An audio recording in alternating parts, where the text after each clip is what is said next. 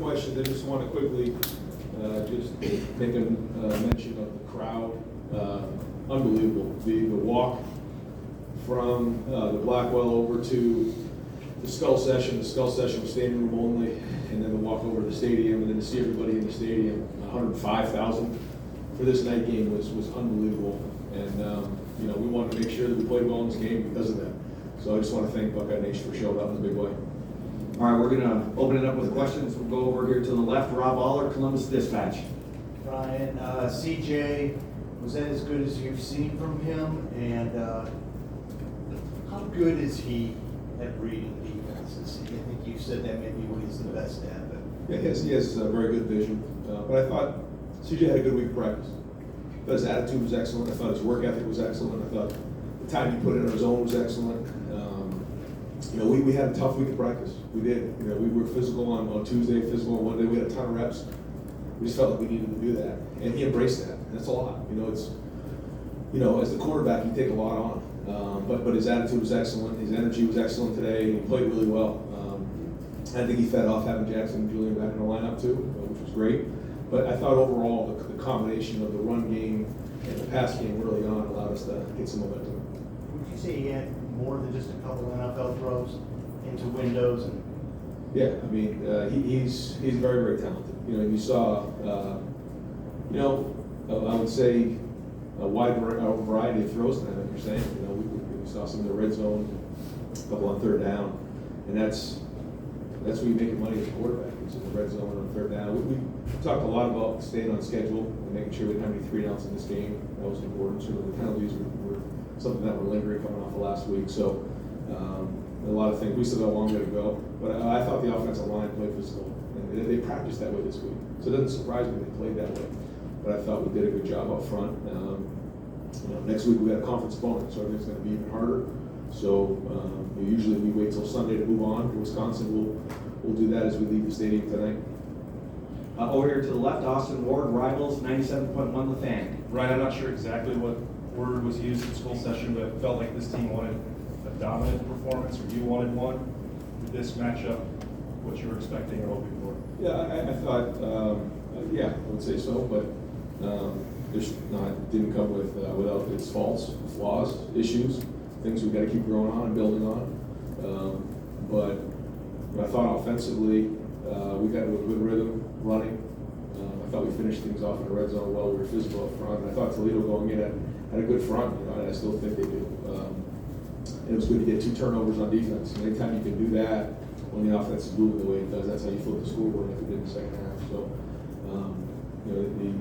their quarterback was very athletic and made a lot of plays, and we got to take a look at how we can contain the quarterback better than that. There were a few things there we got to clean up for sure going into conference play, but certainly if you look at the scoreboard, we're proud of what we did. Over to the left, Nathan Baird, Cleveland.com. Sorry to just move on to some personnel kind of bookkeeping stuff, but Proctor and McAllister and Mike Hall, none of them were on the availability report. Nobody played tonight. What's the situation with them? Yeah, they were all available. We just felt like it was the right thing to do coming out of warm-ups to hold them in the game.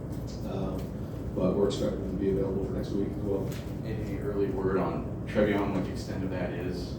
Yeah, there's a handful of those kind of things that are going on, but we haven't seen anything that we think is going to be long-term, so we'll kind of regroup after tonight and figure out where everything's at. But this was a situation with a lot of those guys that we just wanted to be a bunch of caution, make sure that they were 100% before we put them in the game. And same thing with Julian and Jackson. We got them some reps and they kind of got them out of there, so that was good. But yeah, there was a few things that were, a few guys that were struggling with a couple things that we decided to hold on. Over to the right, Bill Landis, Rivals. Ryan, how long have you guys been sitting on the I formation stuff? And I guess what did you think of that? And more generally, what you thought of your sort of low red zone execution of the NFL draft this year? Well, we thought with the 100th year anniversary of the horseshoe that it'd be good to line up in the eye and hand the ball to the fullback for a touchdown. So we wanted to get that done this year. But Mitch is a weapon for us. We're trying to build those packages. I think we saw what Cade can do. You saw his versatility now.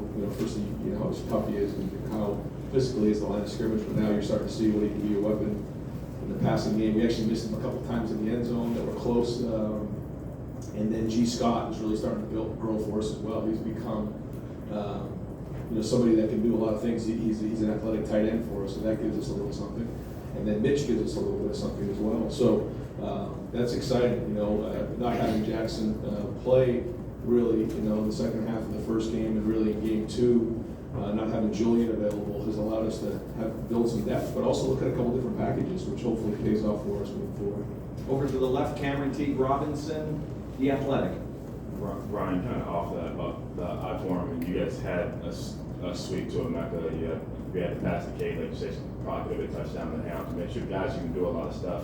How much does that open the book in the I-form when you guys are down on the goal line? We want to be creative the best we can down there, and when you have those type of guys with those type of skill sets, they can do a lot of things. They can get physical in the run game and create conflict for some of the linebackers and safety, run pass, but then also having the ability to get the ball in the perimeter like you saw in that one play. And that's a good job by the offensive staff, coming in there with different ideas on how to attack defenses. And anytime you can be multiple like that with groupings or formations, then you put defense in stress. Over here to the right, Clay Hall, WSYX. You finished 13 yards off the school record for total offense with 763. On the other side, how beneficial to defensive quarterback like Finn?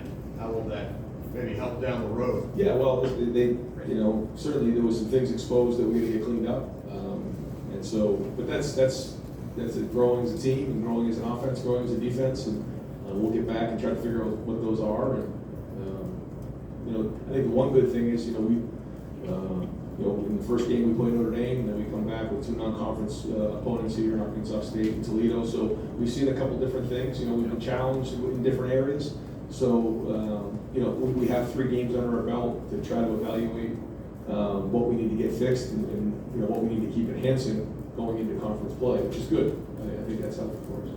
Far left, Stephen Means, Cleveland.com. Right, you kind of touched on it, but obviously the explosive plays have been the first 3 weeks here, but just the way you guys executed in the red zone this week with the variety, especially with the I-form stuff.